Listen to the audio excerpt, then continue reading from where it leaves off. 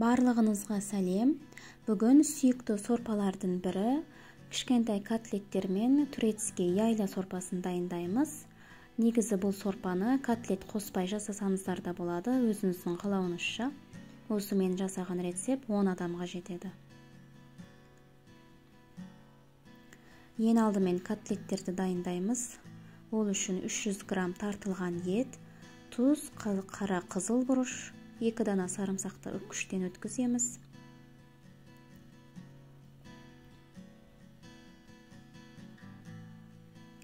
Және 2 қасық кептірілген нан ұнтағын салып, жақсылап араластырамыз.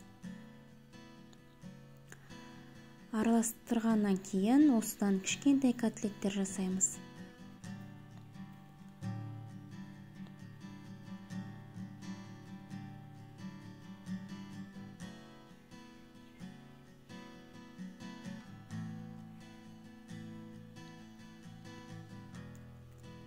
Міне котлеттер дайын болды.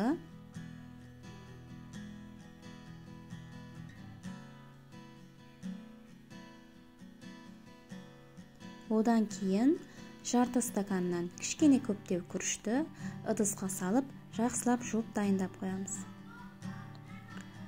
Одан кейін осы жуылған күріштерді қазанға салып, үстіне 2,5 литр салқын суды құйып, қайнатамыз. Қайнағаннан кейін жаңағы дайындаған котлеттерді ішіне саламыз.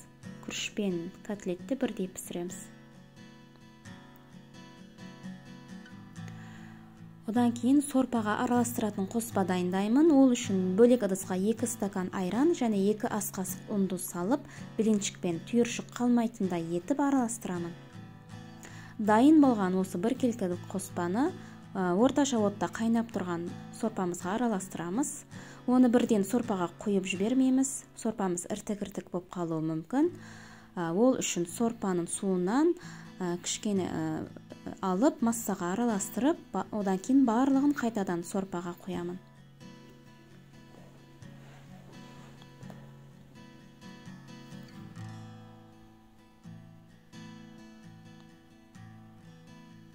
Одан кейін басқа ыдысқа 2 ас қасық сары майды ерітіп аламыз. Үстіне 1 ас қасық кептірілген жалбызды құйып араластырамыз. Одан кейін осыны сорпамызға құйып араластырамыз.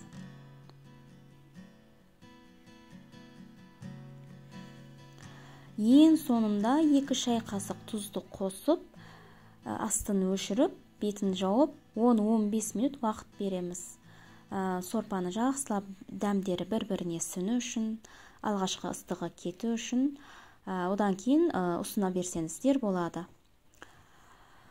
Өте дәмді, жеңіл сорпа жасап көріңіздер. Ас болсын.